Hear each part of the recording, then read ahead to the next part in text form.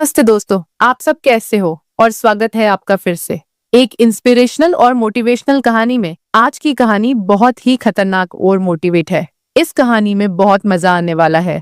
अंत तक जरूर सुनिए। मैंने अपनी अलमारी से ताकत वाली गोली निकाली जो कभी कभार अभिषेक लेते थे और मैं किचन में चली गई। मैंने हल्दी बादाम वाला दूध बॉयल किया और उसमें एक गोली डाल दी ताकि अभिषेक को थोड़ी ताकत मिल सके। ऐसा करते करते रात के 10 बज चुके थे। फिर मैंने जल्दी से दूध का गिलास लिया और अभिषेक के कमरे में चली गई। अभिषेक बड़े ध्यान से मेरा इंतजार कर रहे थे। जैसे ही मैं अंदर आई, अभिषेक खड़े हो गए और मुझे देखने लगे। जब वह कुछ नहीं बोला तो मैंने ही पूछ लिया, ऐसे क्या देख रहे हो? बताओ, मैं कैसी लग रही हूँ? अभिषेक ने संकोच में कहा, मौसी, मन तो ऐसा कर रहा है कि आपको अभी खा जाऊं।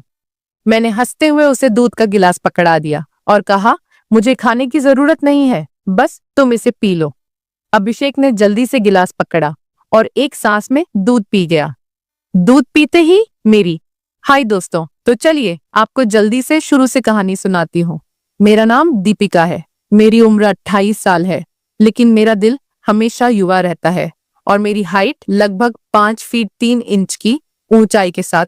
जब मैं साड़ी पहनती हूँ तो जैसे सब कुछ ठहर जाता है।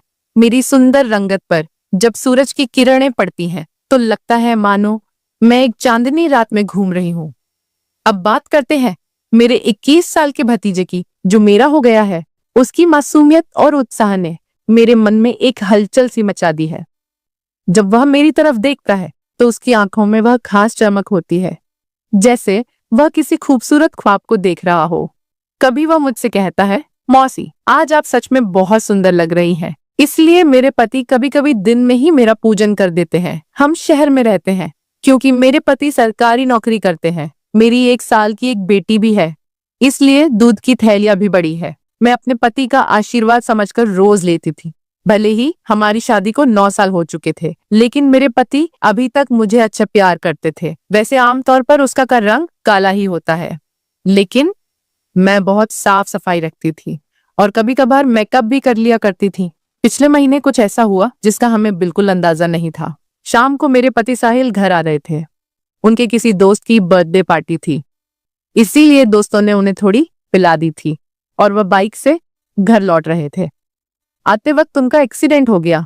इस हादसे में उनके एक पैर में फ्रैक्चर हो गया और डॉक्टर ने कहा कि सही होने में कम से कम 6 से 9 महीने लगेंगे। यह सुनकर मेरा मन टूट गया। साहिल का दर्द भले ही शारीरिक था, लेकिन मेरे मन में एक गहरी चिंता का सागर उमड़ आया। जब मैंने उन्हें अस्पताल में देखा, उनकी आंखों में दर्द का साया था। मैंने तुरंत उनके पास जाकर उनका हाथ थाम लिया।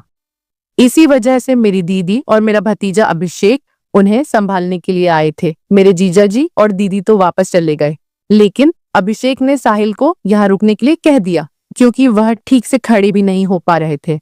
मुझे ही बाजार से सामान लाने और बाहर के काम करने पड़ते थे, इसीलिए मैंने अपनी बहन को कहकर अभिषेक को कुछ दिन रुकने के लिए बोल दिया। अभिषेक मान गया और बहुत खुश हो गया। अभिषेक मेरे कान तक ही आता था, शरीर भी ठीक ठाक था और रंग भी सामान्य था। अभिषेक ज्यादा बिगड़े किस्म का लड़का नहीं लग रहा था और मैं भी खुश थी कि कोई तो आया जो मेरी मदद कर सके। आज अभिषेक मुझसे थोड़ा थोड़ा शर्मा रहा था क्योंकि वह शादी के बाद मुझसे पहली बार मिला था। रात को जब मैं साहिल को खाना खिला रही थी, तब अभिषेक भी हमारे पास बैठा था। फिर अभिषेक अपने कमरे में जाकर समय पर सो गया था। साहिल के चेहरे पर थोड़ी राहत थी, लेकिन वह अभी भी दर्द में था। तभी मेरी अंदर की भावनाएं बाहर निकल पड़ी। मैंने साहिल के पास बैठकर कहा, वह भी क्या दिन थे जब आप रोजाना भूत मारा करते थे। साहिल ये सुनकर मुस्कुराने लगे। क्या हो गया मेरी रानी, आज तो पूरी मजे में लग रही हो। मैंने कहा, नहीं जी, आपको तो मजाक लग रहा है और इधर मेरी बुरी हालत हो रखा है। सच बताओ तो इस भूत ने मेरा बुरा हाल कर दिया है।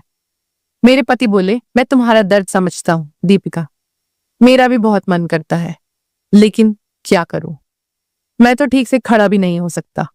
बस थोड़े दिन और निकाल दो, फिर देखना मैं इस भूत का क्या हाल करता हूं।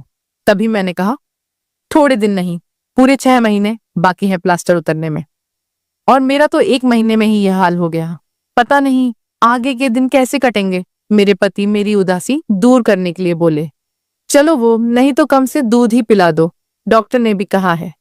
तभी मैंने हंसते हुए कहा, आपके नसीब में तो वह भी नहीं है, क्योंकि आपकी बिटिया रानी ने पी लिया है। हम दोनों जोर जोर से हंसने लगे। मेरे पति मुझे खुश रखने की पूरी कोशिश करते थे, लेकिन मैं क्या करूं, सब बेकार था। थोड़ी देर बाद साहिल सो गए, क्योंकि उनकी दवाइयों में नींद की गोलियां भी थीं।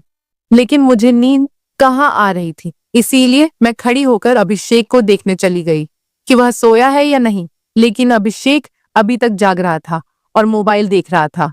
मैंने उसके कमरे में जाकर कहा, क्या हुआ अभिषेक, 11 बज चुके हैं और तुम अभी तक नहीं सोए? लगता है तुम्हारे मन नहीं लग रहा है। अभिषेक उठकर बैठ गया और बोला, नहीं मौसी, ऐसी बात नहीं है, बस यूं ही फोन देखते देखते लेट हो गया।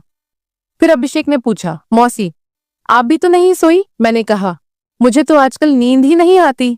अभिषेक ने पूछा, क्यों, क्या बात हो गई? मैंने हंसते हुए कहा, नहीं नहीं, वह मैं तुम्हें नहीं बता सकती। जब तुम्हारी शादी होगी तो तुम्हें खुद ही पता चल जाएगा। मेरे मुंह से ऐसा सुनते ही अभिषेक ने अपनी नजरें नीचे झुका ली और अंदर ही अंदर मुस्कुराने लगा। तभी मैंने कहा, अरे तुम तो इतनी सी बात पर शर्मा गए। अच्छा बताओ, अभी तक कोई लड़की पटाई है या नहीं? अभिषेक कुछ नहीं बोला, उसे अभी भी शर्मा रही थी। तभी मैंने उसका हाथ पकड़ा और कहा, अरे पागल, अपनी मौसी से इतना मत शर्माओ। वह धीरे से बोला, मौसी सच बताओ तो ऐसी बातें मैंने अभी तक अपने दोस्तों से भी नहीं की हैं। मैंने कहा, अच्छा तो मुझे अपना दोस्त ही समझ लो ना, क्योंकि मुझे ऐसी बातें करने में बहुत मजा आता है। अभिषेक ने कहा, हाँ मौसी, एक थी, लेकिन उसने अभी मेरे से दोस्ती तोड़ दी है। मैंने पूछा, तुमने उसकी पिटाई तो कर दी होगी ना? अभिषेक बोला, नहीं मौसी, सच बताऊं तो मैंने उसे ढंग से टच भी नहीं था। मैंने मुंह बनाते हुए कहा, तुम तो बड़े भोले हो अभिषेक। चलो कोई बात नहीं, अब तुम मेरे पास आ गए हो तो मैं तुम्हें सब सिखा दूंगी। मैं बातें करते करते अभिषेक के कमरे में ही सो गई थी। सुबह जब मेरी आंखें खुली तो अभिषेक बेड पर बैठा हुआ मुझे ही निहार रहा था। मेरे उठते ही अभिषेक ने मुझे गुड मॉर्निंग बोला।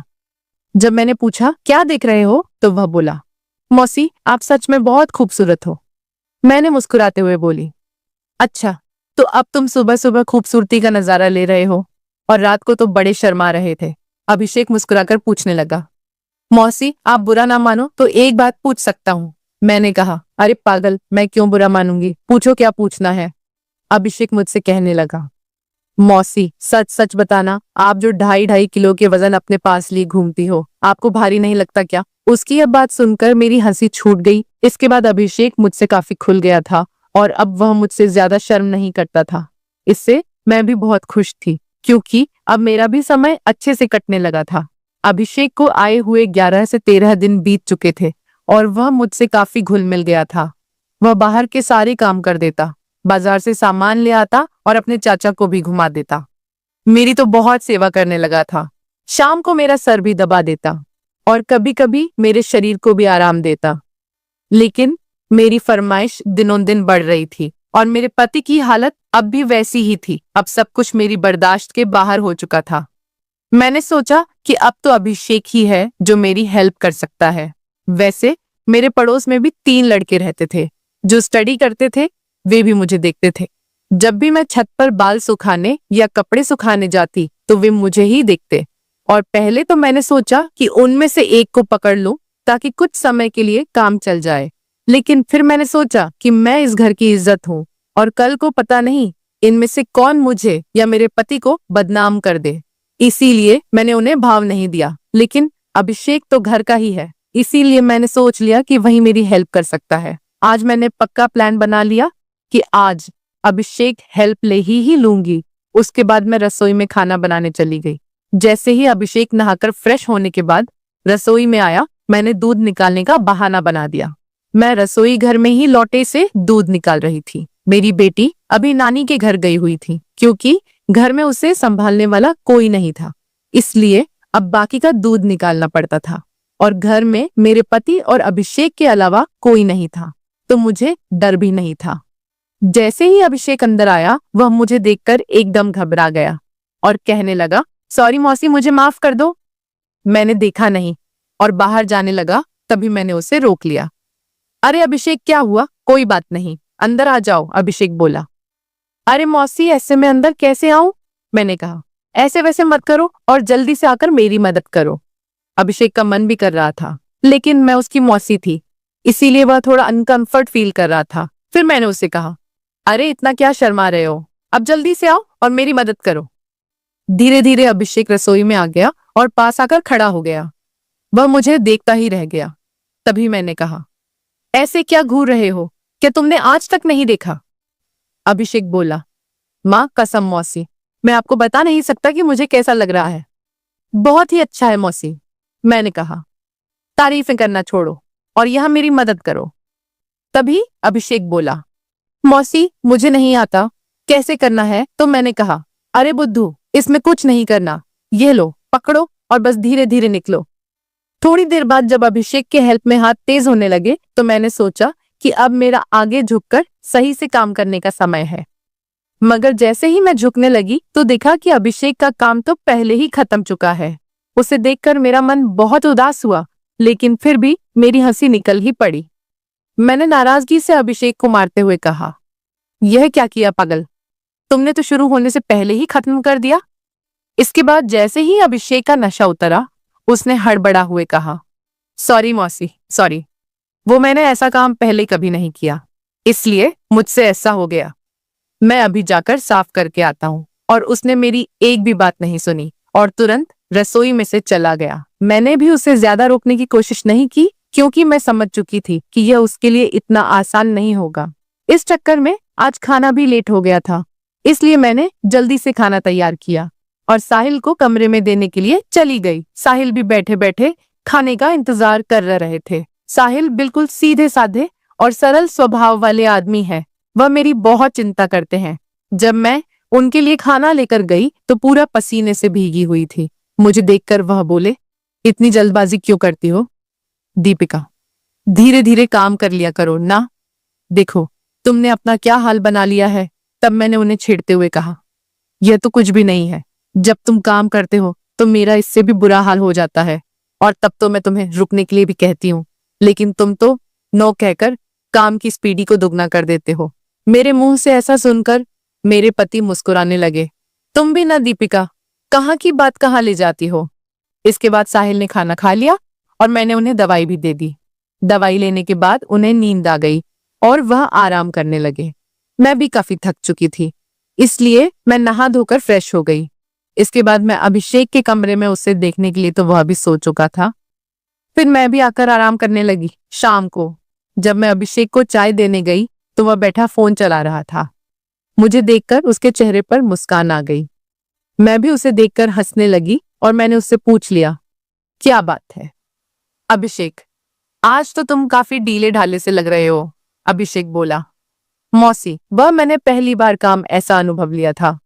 प्लीज आप बुरा मत मानना, मैं सच बता रहा हूँ, बिल्कुल मेरे से काम नहीं कर पाया। तभी मैंने उसे रोकते हुए कहा, अरे बेवकूफ, मैं कब बुरा मानने लगी, वैसे सच बताऊं तो मुझे भी अच्छा लग रहा था। इसके बाद मैंने अभिषेक को चाय पकड़ा दी और उसके साथ बैठकर पीने लगी। हम दोनों बातें करने लगे। आज अभिषेक के मुंह से मेरे लिए तो फूल ही झड़ रहे थे। वह बस मेरी तारीफें ही करता जा रहा था। मौसी, आप बहुत अच्छी हो। मैं तो सोच रही हूँ कि सारी उम्र आपके ही घर रहूं। इन 13 दिनों में मुझे स्वर्ग जैसा महसूस होने लगा है। और ऊपर से आपकी खूबसूरती। मैंने मुस्कुराते हुए कहा, आज तो तुम्हारे मुंह से सिर्फ तारीफें ही निकल रही हैं, लगता है। अभिषेक मेरा हाथ पकड़कर बोला, आप सही कह रही हैं मौसी, अब आपको भी मेरे काम में मेरी मदद करनी होगी। अब तो आपको मेरी बात माननी ही होगी। प्लीज मौसी, मना मत करना, बस एक बार के लिए मेरी काम वाली बन जाओ, इसके बाद आप जो भी कहेंगी मैं करूंगा। जब अभिषेक सब कह रहा था तो उसका चेहरा लाल टमाटर जैसा हो गया था और मेरी मुस्कुराहट फूट पड़ी थी। मैंने उसके सर पर हाथ फिरते हुए कहा, अरे पगले, इतना सीरियस क्यों हो रहे हो? बताओ, मैंने तुम्हें कभी किसी चीज के लिए मना किया है? वैसे भी अब तुम्हारे चाचा तो वैसा भी मेरे काम में मेरी मदद नहीं कर पाते हैं, और तुम इतना शर्माओ मत। अगर इतना शर्माओगे तो कैसे चलेगा? अब से तुम मुझे अपनी मौसी नहीं बल्कि काम वाली ही समझना। अभिषेक बोला, मौसी एक बात और है, मेरा तो काम करते ही निकल जाता। मैं बहुत काम करता हूँ, मैंने उसे कहा। इसकी चिंता मत करो, इसका इंतजाम मैं कर दूंगी, तुम बस काम के लिए तैयार रहना। मेरे इतना कहते ही अभिषेक खुश हो गया और उसने थैंक्स मौसी की रट लगा दी। कहने लगा, मौसी आप बहुत अच्छी हैं। इसके बाद मैं चली गई क्योंकि शाम हो रही थी और मुझे साहिल को नहलाना भी था। जब साहिल जी नहा लिए तो अभिषेक उन्हें बाहर टहलाने ले गया। इसके बाद मैंने जल्दी जल्दी सारा काम किया और उनके आने तक खाना भी तैयार कर दिया। आते ही अभिषेक ने हाथ पैर धोए और खाना खाने के लिए बैठ गए। इतने में 9 बज चुके थे और साहिल की दवाइयों का समय हो रहा था। इसीलिए मैं उन्हें कमरे में ले गई और दवाइयां दे दी। साहिल की मेडिसिन में नींद की गोलियां भी थी ताकि उन्हें ज्यादा दर्द ना हो और आसानी से नींद आ जाए। साहिल दवाइयां लेकर जल्दी ही सो गए। मैं उनका सर दबा रही थी। जैसे ही मुझे पता चला कि साहिल सो चुके हैं, मैं नहाने चली गई। नहाकर मैंने रेड कलर की साड़ी पहनी, बालों का जोड़ा बना लिया और महक के लिए परफ्यूम भी लगा लिया। वैसे तो मैं मेकअप कभी कभार ही करती हूँ, लेकिन आज थोड़ा थोड़ा कर ही लिया ताकि चेहरा ब्लश करे। पूरी तरह से तैयार होने के बाद मैंने अपनी अलमारी से ताकत वाली गोली निकाली जो कभी कभार साहिल लेते थे और रसोई में चली गई। मैंने हल्दी बादाम वाला दूध तैयार किया और उसमें एक गोली डाल दी ताकि अभिषेक को थोड़ी ताकत मिल सके। ऐसा करते करते रात के 11 बज चुके थे। फिर मैंने जल्दी से दूध का गिलास लिया और अभिषेक के कमरे में चली गई। अभिषेक बड़े ध्यान से मेरा इंतजार कर रहा था। जैसे ही मैं अंदर आई, वह खड़ा हो गया और मुझे देखने लगा। जब वह कुछ नहीं बोला तो मैंने ही पूछ लिया, ऐसे क्या देख रहे हो? बताओ, मैं कैसी लग रही हूँ? अभिषेक ने संकोच में कहा, मौसी, मन तो ऐसा कर रहा है कि आपको अभी खा जाऊं। मैंने हंसते हुए उसे दूध का गिलास पकड़ा दिया और कहा, मुझे खाने की जरूरत नहीं है, बस तुम इसे पी लो। अभिषेक ने जल्दी से गिलास पकड़ा और एक सांस में दूध पी गया। दूध पीते ही मैंने कहा, चलो अब जल्दी से पूजा शुरू करते हैं। अभिषेक ने जवाब दिया, मौसी, पूजा तो शुरू कर दूंगा, लेकिन आप दिए में तेल डालोगी या फिर सीधे ही पूजा करवाओगी? मैंने मुस्कुराते हुए कहा, तुम मेरी चिंता मत करो, मैं पहले से ही तेल डालकर आई हूँ। इसके बाद जो हुआ वह बताते हुए मुझे भी शर्मा रही है। मैं अभिषेक को अब तक बच्चा ही समझ रही थी, लेकिन उसने पूजा में मेरे पति को भी पीछे छोड़ दिया। अभिषेक ने सबसे पहले काजू कतली का स्वाद खाया। मेरे पति ने आज तक काजू कतली नहीं खाई। वह तो सीधे ही पूजा शुरू कर देते थे। जब मैंने अभिषेक से कहा, अब बस भी करो और कितने खाओगे, तो उसने जवाब दिया, नहीं मौसी, आपको नहीं पता यह कितनी मीठी है, इसी के लिए हम पागल रहते हैं। यह अभिषेक की पहली पूजा थी, इसीलिए वह आधे घंटे से ज्यादा नहीं कर पाया। मैं तो ज्यादा नहीं थकी, लेकिन अभिषेक पसीने पसीने हो चुका था। मुझे भी 2 महीने बाद पूजन का काम मिल रहा था, तो मैं भी बहुत खुश थी। इसके बाद अभिषेक थक चुका था और आराम करने लगा। मैं भी वहीं पर थी। जब मैंने उससे पूछा कैसा लगा फर्स्ट टाइम पूजा करके, तो अभिषेक ने जवाब दिया, मौसी, सच कहूं तो ऐसा लगा जैसे जिंदगी के सारे सुख एक साथ मिल गए, या कहूं तो दुनिया की सबसे अच्छी मौसी हो। फिर हम बातें करते करते सो गए। सुबह जब मैं उठी तो बिल्कुल फ्रेश महसूस कर रही थी। मैंने उठकर चाय नाश्ता बना लिया और साहिल को दे आई। इसके बाद मैं अभिषेक को भी चाय देने के लिए उसके कमरे में गई। वह भी उठ चुका था। चाय लेकर उसने मुझसे पूछा, मौसी, मुझे डर लग रहा है, कहीं हमने कुछ गलत पूजा तो नहीं कर ली? मुझे लगा कि शायद अभिषेक को पछतावा हो रहा है। मैंने उसे समझाते हुए कहा, अभिषेक, तुम ऐसा बिल्कुल मत सोचो। सच कहूं तो यह मेरी मजबूरी थी, क्योंकि तुम्हारे चाचा 7-8 महीने तक ठीक नहीं हो सकते और मुझसे इतना इंतजार शायद ही हो पाता, लेकिन तुमने मेरी बहुत मदद की है। पूजा करने में प्लीज तुम इतनी टेंशन मत लो, और हाँ, इसके बारे में किसी से भी मत कहना।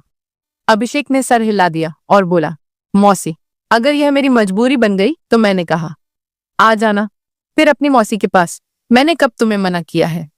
इतना कहकर मैं मुस्कुराने लगी और अभिषेक फिर से मेरी तारीफ करने लगा। मौसी, आपकी जितनी तारीफ की जाए उतनी कम है। पता नहीं मैंने पिछले जन्म में कौन से पुण्य किए थे जो मुझे आप जैसी मौसी मिली। इसके बाद मेरे और अभिषेक के बीच पक्की वाली दोस्ती हो गई थी। अब जब भी मेरा मन करता मैं अभिषेक से पूजन करवा लेती।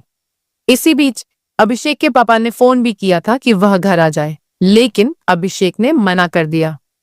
अब मेरे पति साहिल भी चलने फिरने लगे थे, तो हम लोग बाजार भी घूमने लगे। अभिषेक अब मेरी ओर ज्यादा केयर करने लगा था।